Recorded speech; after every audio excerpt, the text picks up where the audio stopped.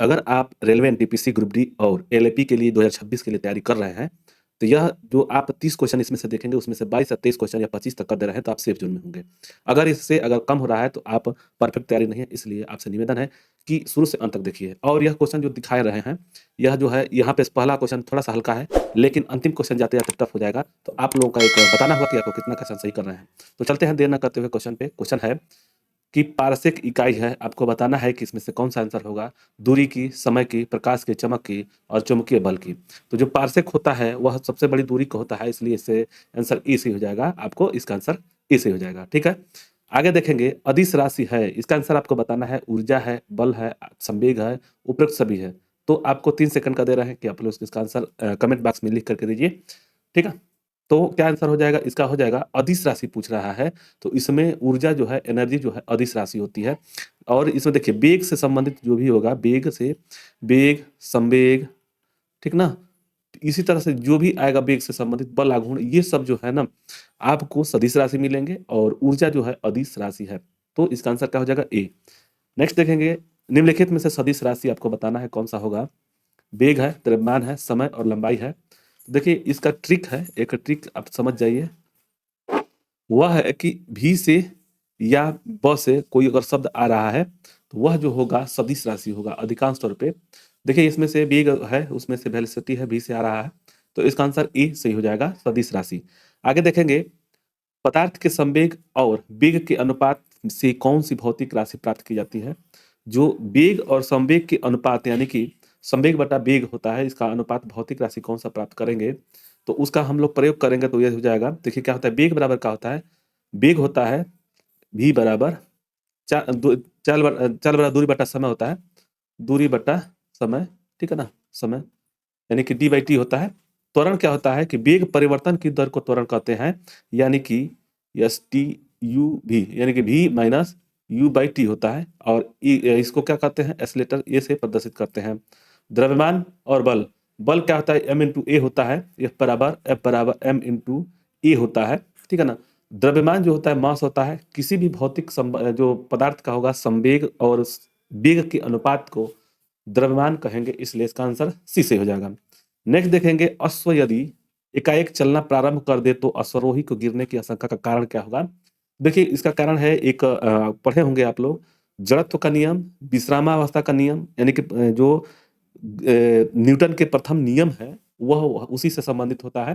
तो इसमें हो जाएगा विश्राम अवस्था में जो जड़त्व होता है, इसलिए इसका आंसर सी से हो जाएगा, ठीक है ना? गति का जो तीसरा नियम होता है, क्रिया प्रतिक्रिया का नियम, आप लोग समझते होंगे, ठीक है? आगे देखेंगे, यानी कि इसका आंसर हो जाएगा 5 का सी। बल गुणनफल है, किसके बराबर बल गुणनफल है? इसको को बताना है, द्रव्यमान और वेग का, द्रव्यमान और त्वरण का, भार और वेग का, भार और त्वरण का। तो F बराबर होता है m इंटू ए होता है, m इंटू ए, यानी कि m से जो होता है द्रव्यमान यानी मास होता है और ए का मतलब एक्सीलरेटर होता है, इसलिए इसका आंसर क्या हो जाएगा? बी से हो जाएगा, यानी कि बल का जो गुणनफल होता है वह होता है द्रव्यमान गुणे त्वरण होता है, इसलिए इसका आंसर सी से हो जाएगा। शरीर का वजन, आपको बताना है शरीर का वजन क्या हुआ है ऑप्शन में कि पृथ्वी की सतह पर सभी जगह पर एक समान होगा? नहीं, ये तो नहीं होगा। ध्रुवों पर अधिकतम होता है, विषुवत रेखा पर अधिकतम होता है, मैदानों की तुलना में पहाड़ियों पर अधिकतम होता है। तो इसका आंसर क्या हो जाएगा? ध्रुवों पर जब भी आप विषुवत रेखा से, जैसे ये विषुवत रेखा है, इससे जब आप ध्रुव पर जाएँगे तो वहाँ अधिकतम होगा, यानी कि मानव शरीर का वजन जो होगा ध्रुवों पर अधिक होता है, इसलिए इसका आंसर बी से हो जाएगा। नेक्स्ट देखें, किसी मनुष्य का भार पृथ्वी पर यदि 600 न्यूटन है तो चंद्रमा पर भार कितना होगा? देखिए ये जो भी होता है 1/6 होता है। अगर पृथ्वी पर कोई भी वस्तु अगर है, उसको चंद्रमा पर ले जाएँगे तो वह उसका 1/6वां भाग हो जाएगा। इसका मतलब ये हुआ कि 600 न्यूटन का 1/6वां भाग हो जाएगा, तो यह हो जाएगा 100 न्यूटन, ठीक? तो चंद्रमा पर जब यह 600 न्यूटन का जब चंद्रमा पर ले जाएँगे किसी वस्तु को, तो वह हो जाएगा 100 न्यूटन, इसलिए इसका आंसर डी से हो जाएगा। ये याद रखिएगा कि यह जो है 1/6 होता है पृथ्वी की अपेक्षा, ठीक है ना? कोई भी वस्तु अगर पृथ्वी पर है, उस वस्तु को अगर हम ले जाकर के चंद्रमा पर ले जाते हैं, तो उसका भार 1/6 से घट जाता है, ठीक है ना? 1/6 हो जाता है। आगे देखेंगे, एक अंतरिक्ष यात्री पृथ्वी तल की तुलना में चंद्र तल पर अधिक ऊंची छलांग लगा सकता है, क्योंकि जो देखिए पृथ्वी पर क्या होता है कि 9.1 जो होता है ना, गुरुत्वीय त्वरण होता है 9.8, ठीक है? वहाँ पे क्या होता है कि गुरुत्वीय त्वरण इसकी अपेक्षा कम होता है, इसलिए वहाँ पे आप अधिक छलांग लगा सकते हैं। तो इसमें आंसर क्या हो जाएगा? वह चंद्रमा पर भारी नहीं, चंद्रमा पर कोई अवतरण नहीं, ये भी नहीं। चंद्रमा तल पर गुरुत्वाकर्षण बल पृथ्वी की तुलना में अत्यल्प होता है, मतलब कि कम होता है, ठीक है ना? तो इसका आंसर सी से हो जाएगा। नेक्स्ट देखेंगे, जड़त्वाघूर्ण व कोणीय त्वरण का गुणनफल क्या होगा?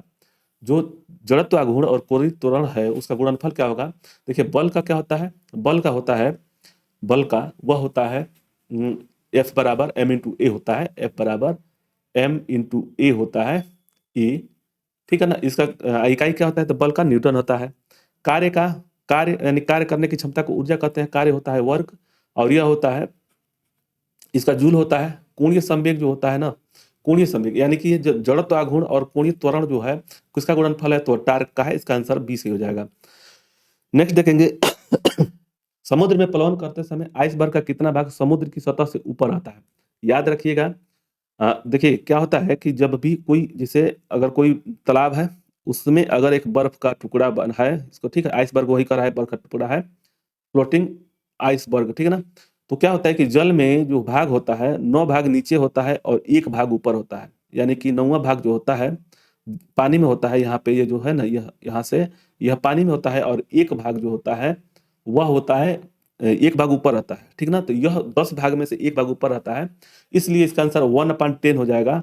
1वां भाग मतलब कि 10वां भाग का 1 भाग जो होता है वह ऊपर रहता है, ठीक है, समुद्र तल के। यानी कि कोई भी वस्तु जैसे कि कोई भी अगर आइसबर्ग है, फ्लोटिंग कर रहा है, अगर तैर रहा है, यानी कि प्लावन कर रहा है, तो वह 1:10 से, माने 1/10 से वह ऊपरी सतह पर रहेगा, ठीक है ना? उसका जो बर्फ है, उसका 1वां भाग जो है, 1/10वां भाग जो है ऊपरी सतह पर रहेगा, ठीक है? तो इसलिए इसका आंसर बी से हो जाएगा। इसको भी याद रखिएगा, यह पूछता भी है। साबुन के बुलबुले के अंदर का दाब क्या होगा? वो अंदर का दाब जो होगा अधिक होता है। साबुन के बुलबुले के अंदर का जो दाब होता है अधिक होता है, इसलिए इसका आंसर ई से हो जाएगा। आगे देखेंगे कि निम्नलिखित में से किसमें गतिज ऊर्जा नहीं है? इसमें से आपको नहीं बताना है, यानी कि गतिज कर रहा है कोई चीज, तो चलती हुई गोली यह भी गतिज ऊर्जा है, बहता हुआ पानी यह भी गतिज ऊर्जा है, चलता हुआ हथौड़ा यह भी गतिज ऊर्जा है, और खींचा हुआ धनुष यानी कि ये स्थिति ऊर्जा है। इसमें देखिए क्या होता है कि कार्य करने की क्षमता जो होती है, कार्य करने की जो क्षमता होती है, उसको हम लोग क्या कहते हैं? तो उसको कहते हैं ऊर्जा, उसको ऊर्जा कहते हैं। और ऊर्जा जो होता है 2 प्रकार का होता है। एक होता है स्थिति ऊर्जा, स्थितिक ऊर्जा, स्थितिक ऊर्जा होता है ऊर्जा, और दूसरा होता है क्या होता है? गतिज ऊर्जा, माने चल रही है कोई वस्तु, अगर चल रहा है तो गतिज ऊर्जा उसको बोलते हैं, ठीक है ना? इसमें क्या होता है कि गतिज ऊर्जा में इसका जो होता है mgh होता है, और इसका जो होता है 1/2 mv² होता है। इसको भी याद रखिएगा। निम्नलिखित में से कौन सा, मतलब कि देखिए, स्थितिज ऊर्जा वह हुआ कि अगर हम चाबी लगा करके ताला, मतलब चाबी लगा दिए, तो वह भी एक स्थितिज ऊर्जा है। देखिए यहाँ से, देखिए कोई वस्तु हम उठा करके यहाँ पर रख दिए, तो इसमें स्थितिज ऊर्जा है, लेकिन जब यह चलेगी तो यह हमें इसमें गतिज ऊर्जा हो जाएगी। यानी कि कोई भी गतिज ऊर्जा है, मतलब गति करने लगे तो वो गतिज ऊर्जा हो जाएगी, ठीक है? तो खींचा हुआ अगर धनुष है तो वह एक क्या हो जाएगा? वह हो जाएगा स्थितिज ऊर्जा में, ठीक है ना? लेकिन गतिज ऊर्जा इसमें कह रहा है कि नहीं है, तो इसमें से 3 ठे है, एक नहीं है, ठीक है? तो इसका आंसर डी से हो जाएगा। आगे देखेंगे, दूध से क्रीम निकालने में कौन सा बल लगता है? इसमें से आपको बताना, बहुत लोग भी जानते भी होंगे। ऑप्शन है अपकेंद्रीय बल, अभिकेंद्रीय बल, उपकेंद्रीय बल और वाह बल। देखिए क्या होता है, जब भी हम दूध से जब क्रीम निकालते हैं तो वह अपकेंद्रीय बल, सेंट्रीफ्यूगल फोर्स का कार्य करता है, इसलिए इसका आंसर ए सही हो जाएगा। आगे हम लोग देखेंगे, एक लिफ्ट में किसी व्यक्ति का प्रत्यक्ष भार, व्यक्ति का प्रत्यक्ष भार वास्तविक भार से कम होता है जब लिफ्ट रही हो, माने जा रही हो, कहाँ पे? तो जब वह त्वरण के साथ से, अगर जैसे देखिए क्या होता है, लिफ्ट में 3 भाग होता है। एक होता है कि अगर सामान्य चाल से अगर चल रहा है ऊपर, तो उसका भार अंतर नहीं आएगा। अचानक गिरेगा तो उसका भार कम हो जाएगा, मतलब कि अपरिवर्तित होता जाएगा। अगर वह त्वरण के साथ नीचे आएगा तो भार कम समझ में आएगा, ठीक है ना? तो उसका आंसर क्या हो जाएगा?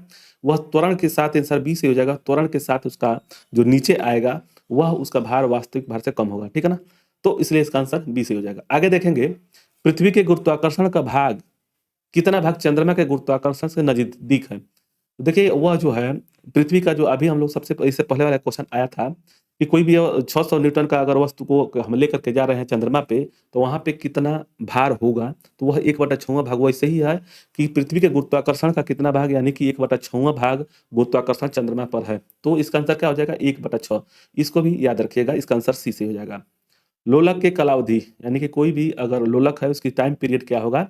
द्रव्यमान के ऊपर निर्भर करता है, लंबाई के ऊपर निर्भर करता है, समय के ऊपर निर्भर करता है और तापक्रम के ऊपर निर्भर करता है। तो याद रखिएगा, जब भी कोई भी वस्तु जैसे यहाँ पे जैसे मान लीजिए यहाँ से हम इसको लटका रहे हैं और इसको अगर यह लंबा ज़्यादा होगा तो उसका काल ड्यूरेशन यानी कि कालावधि जो होगा टाइम पीरियड अधिक समय लगेगा। लेकिन जब यह नज़दीक हो जाएगा तो उसका जो होगा पीरियड कम हो जाएगा। इसलिए उसके लंबाई पर निर्भर करता है यानी कि लंबाई के ऊपर निर्भर करता है। लोलक का जो कालावधि होता है वह लंबाई के ऊपर निर्भर करता है। इसलिए इसका आंसर क्या हो जाएगा? बी से हो जाएगा। पार्श्व विकृति तथा अनुदैर्ध विकृति के अनुपात को कहते हैं। इसमें से आपको बताना है पोइसो अनुपात है, आयतन प्रत्यास्थता गुणांक है, दृढ़ता गुणांक है, यंग प्रत्यास्थता गुणांक है। तो पार्श्व विकृति और अनुदैर्ध्य विकृति के अनुपात को कहते हैं पोइसो अनुपात बोलते हैं। इसका आंसर ए सही हो जाएगा। तेल दीप की बत्ती में तेल के कारण से ऊपर चढ़ता है, मतलब कि जो भी अगर दीप में है उसमें जो तेल ऊपर चढ़ता है उसमें किस कारण से ऊपर चढ़ता है? दाब अंतर से, केशिका क्रिया से, तेल के निम्न श्यानता से और गुरुत्वाकर्षीय बल से। तो यह होता है, देखिए जो भी हम लोग देखे हैं केशिका के जो कारण से होता है ना, उसको होता है जो भी यहाँ पे जो भी एक अगर जैसे बत्ती है उसमें से जो तेल ऊपर चढ़ता है तो केशित्व के कारण से चलता है, वह हो जाएगा बी आंसर। इसका आंसर बी से हो जाएगा। महान वैज्ञानिक आर्किमिडीज संबंधित हैं, कहाँ से संबंधित हैं? ब्रिटेन से है, जर्मनी से, संयुक्त अमेरिका से है या ग्रीस से हैं। और यह आपको बताना है कि आर्किमिडीज का सिद्धांत क्या होता है, उसमें उत्प्लावन माने क्या होता है, आर्किमिडीज का सिद्धांत क्या होता है। ठीक है, तो ये महान वैज्ञानिक कहाँ के हैं? तो वह ग्रीस के हैं। इसका आंसर डी से हो जाएगा। नेक्स्ट देखेंगे, अश्रव्य तरंगों की आवृत्ति होती है अवश्रव्य। यहाँ पे तीन चीज याद रखिएगा इसमें। तरंगे जो होती हैं जो सुनने के लिए तरंग होती है, एक अवश्रव्य होता है, अवश्रव्य, श्रव्य, ठीक है ना, अश्रव्य, एक होता है श्रव्य और तीसरा होता है मतलब कि श्रव्य होता है, एक होता है अपश्रव्य। अपश्रव्य अधिक मतलब कि अपश्रव्य, ठीक है ना। इसको याद रखिएगा, जो यहाँ से लेकर के यहाँ के बीच में जो होता है यह होता है, जैसे यहाँ से जैसे मान लीजिए टोटल देखिए, यह टोटल देखिए यहाँ से यहाँ तक क्या होता है कि जो श्रव्य जो होता है 20 से मैंने एच जेड से और इसके बीच यानी कि 20,000 एच जेड, ठीक है, या एच जेड या 20 के एच जेड, यह भी पूछता है, यह दोनों मिल जाता है। तो याद रखिएगा 20 से 20,000 के बीच में जो होता है श्रव्य होता है और इससे जो ऊपर होगा तो वो अपश्रव्य हो जाएगा और इससे जो 20,000 से 20 हर्ट्ज से नीचे होगा तो वो अपश्रव्य हो जाएगा, यानी कि इंफ्रासोनिक हो जाता है। तो इसको याद रखिएगा, यह जो होता है इसका आंसर क्या हो जाएगा? इसको कम हो जाएगा यानी कि 20 हर्ट्ज से कम हो जाएगा। इसका आंसर ए सही हो जाएगा। यानी कि अपसर्प तरंग जो होती है वह होती है 20 हर्ट्ज से कम। इसका आंसर ए सही हो जाएगा। आगे देखेंगे कि श्रव्य परिसर में ध्वनि की आकृति कितनी आवृत्ति कितनी होती है, क्या होती है? देखिए श्रव्य जो होता है 20 एचजेड से लेकर के कितना है तो 20,000 होता है, 20,000 एचजेड, ठीक है ना। इसके बीच में जो भी होगा वो हमको श्रव्य ध्वनि सुनाई देगा, ठीक है। तो इसका आंसर क्या हो जाएगा? ए सही हो जाएगा। अगर इससे जो कम होगा वह अपश्रव्य हो जाएगा, इससे ऊपर जो होगा हमको सुनाई नहीं देगा, ठीक है ना। एक जैसे कि कम होता है, देखिए यहाँ पे इंफ्रासोनिक होता है, एगो अल्ट्रासोनिक होता है। तो 20,000 हर्ट्ज से जब ऊपर होता है तो अल्ट्रासोनिक होता है और 20 हर्ट्ज से कम होता है तो उसको इंफ्रासोनिक बोलते हैं, ठीक है। तो श्रव्य परिसर में ध्वनि का तीव्रता की आकृति जो होती है 20 से 20,000 हर्ट्ज होता है, इसलिए इसका आंसर ए सही हो जाएगा।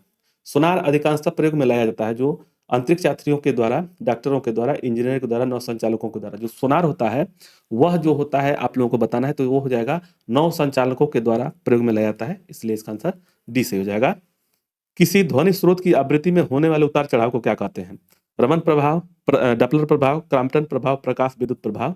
तो आपको इसका आंसर बताना है।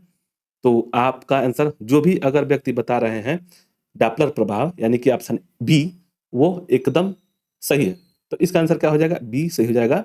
डॉपलर प्रभाव में क्या होता है, जैसे देखिए मान लीजिए हम एक स्थिति पर खड़ा है, कोई गाड़ी आ रही है, वह सीटी मार रहा है, तो सीटी जब मारेगा तो जब जब हमारे पास जितनी नजदीक आएगा वह अधिक सुनाई देगा, यानी उसकी आवृत्ति तेज होगी। और जब वह धीरे से हमारे दूर से जाएगा, हमसे दूर जाएगा, तो उसका चढ़ाव मतलब कि उतार चढ़ाव कम होने लगता है। आएगा तो ज्यादा होगा, उसके बाद जब दूर हमसे जाएगा तो वह कम होने लगेगा। इसलिए वह उतार चढ़ाव को क्या कहते हैं, तो उसको डॉपलर प्रभाव कहते हैं। और डॉपलर प्रभाव डॉपलर ने ही इसकी खोज की थी, इसको बताया था, ठीक है। तो इसका आंसर हो जाएगा बी। आणविक संगठन के द्वारा ऊष्मा का संप्रेषण क्या कहलाता है? जो आणविक संगठन के द्वारा ऊष्मा का संप्रेषण क्या कहलाता है? चालन है, संवहन है, विकिरण है और प्रकीर्णन है। तो देखिए ऊष्मा का जो संप्रेषण होता है इसमें याद रखिएगा 3 चीज़ होता है, एक चालन होता है, संवहन होता है, विकिरण होता है। तो इसमें जो ऊष्मा का आणविक संगठन में जो ऊष्मा का संप्रेषण होता है, वह संवहन विधि के द्वारा आता है। और हमारा कभी-कभी क्वेश्चन में पूछ देता है कि जो हमारा वायुमंडल है, वह किस चीज़ से गर्म होता है? तो वह होता है विकिरण के द्वारा, ठीक है ना? तो उसका आंसर क्या हो जाएगा? इस चीज़ का आणविक संगठन के द्वारा संप्रेषण ऊष्मा का संप्रेषण जो कहलाता है, संवहन कहलाता है। इसलिए इसका आंसर बी सही हो जाएगा। तो आप लोग इसमें से कितना क्वेश्चन किए हैं? आप लोग अंत में बताइएगा कि कितना क्वेश्चन किए हैं। तो देखते हैं यहाँ पे। दिया हुआ कि निम्नलिखित द्रव में कौन-सा ऊष्मा का अच्छा चालक है? ऊष्मा का जो बहुत अच्छा चालक कौन-सा है? पारा है, पानी है, ईथर है और बेंजीन है। देखिए ऊष्मा का जो अच्छा चालक इसलिए कहा जाएगा पारा को, पारा होता है इसमें, आंसर हो जाएगा मर्क्यूरी। देखिएगा आप थर्मामीटर में जो होता है ना, थर्मामीटर में वो पारा ही लगा रहता है, जिससे कि थोड़ा-सा भी ऊष्मा मिले तो वह प्रसार होने लगता है। तो वह ऊष्मा का अच्छा चालक होता है, इसलिए इसका आंसर ई सही हो जाएगा। नेक्स्ट देखेंगे किसी द्रव का उसके क्वथनांक से पूर्व उसके वाष्प में बदलने की प्रक्रिया को क्या कहते हैं? इसमें क्या होता है क्वथनांक से पूर्व अगर वह वाष्प में बदलने की प्रक्रिया को वाष्पीकरण कहते हैं। इसका आंसर ई सही हो जाएगा। ठीक है? संघनन और हिमीकरण को आपको जानना होगा, इसके बारे में हम लोग डिटेल से पढ़ेंगे, एनसीईआरटी का बुक पढ़ेंगे, तो आप लोग बताइएगा कि कब से पढ़ना है। ठीक है? आगे देखेंगे पहाड़ों पर पानी निम्नलिखित तापमान पर उबलने लगते हैं। देखिए क्या होता है पानी का जो क्वथनांक होता है, बॉइलिंग पॉइंट होता है, पानी का बॉइलिंग पॉइंट जो होता है 100 सेंटीग्रेड होता है।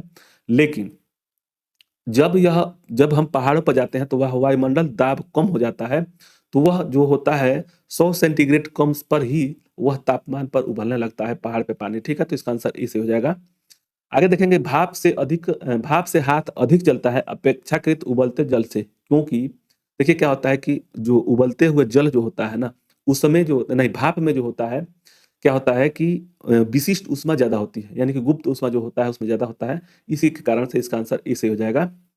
नेक्स्ट है किस गुणधर्म के कारण पानी से भरे बर्तन में डुबाई गई छड़ी मुड़ी हुई प्रतीत होती है? देखिए क्या होता है, एक होता है परावर्तन, किसी वस्तु से अगर टकरा करके वापस चली जाए, उसका आपतन कोण और आपतित कोण और आपतन कोण बराबर हो, यानी कि यह दोनों बराबर हो, वह जो होता है परावर्तन होता है। तो यह रिफ्लेक्शन हो गया। अरे परावर्तन जो होता है वह एक सतह से आता है, यानी कि एक किरण साइड से आएगा, उसी कोण से वापस भी चला जाएगा सतह से। ठीक है? न्यूटन के गति का नियम तो ये तो आप लोग को अलग चीज़ है, ये उसमें नहीं है। उत्प्लावन भी अलग चीज़ है। यह होता है उत्प्लावन बल, यानी कि आर्किमिडीज का जो सिद्धांत आता है वह उत्प्लावन बल से ही आता है। अपवर्तन रिफ्लेक्शन जो होता है अपवर्तन, इसका आंसर यही होगा। अपवर्तन में क्या होता है, सघन माध्यम या विरल माध्यम से अगर हम सघन माध्यम में देखेंगे, सघन माध्यम में अगर कोई वस्तु जा रही है, सघन माध्यम में जा रही है, तब क्या होगा कि जब विरल माध्यम से सघन माध्यम में जाएगा तो वह जो हो जाएगा अपने जैसे देखिए मान लीजिए इसमें है जल है, इसमें कोई छड़ी अगर डाल रहे हैं, यह क्या होगा कि जैसे तिरछा भी डालेंगे तो वह अपने लंब के साइड में आ जाएगा, इसलिए वो तिरछा महसूस होता है, डूबी हुई प्रतीत होती है। जैसे क्या होता है कि जब हम इसमें कोई छड़ी अगर डालते हैं, सघन माध्यम यानी जल है, इसमें से एक छड़ी डालेंगे तो यह क्या होगा, इस लंब से थोड़ा सा ऊपर प्रतीत होता है, मुड़ी हुई प्रतीत होती है, इसी के कारण से वह लंब के नजदीक आ जाता है। तो यह जो अपवर्तन जो होता है विरल माध्यम से सघन माध्यम या सघन माध्यम से विरल माध्यम में जब जाता है, तभी यह मुड़ा प्रतीत होता है। ठीक है? तो इसका आंसर हो जाएगा सी। और यही इतना ही क्वेश्चन था। आप लोग बताइएगा कि आपका कितना क्वेश्चन सही हुआ है। तो आप लोग को वीडियो अच्छा लगे तो लाइक शेयर सब्सक्राइब करें, और इसका पीडीएफ हम इसी वीडियो के डिस्क्रिप्शन में जब जाएंगे वहाँ पे तो एक टेलीग्राम का लिंक होगा, वहाँ से आप इसको डाउनलोड कर सकते हैं। तो मिलते हैं नेक्स्ट वीडियो में, ऐसे ही हम लोग आप लोग देखते रहेंगे। ठीक है? धन्यवाद।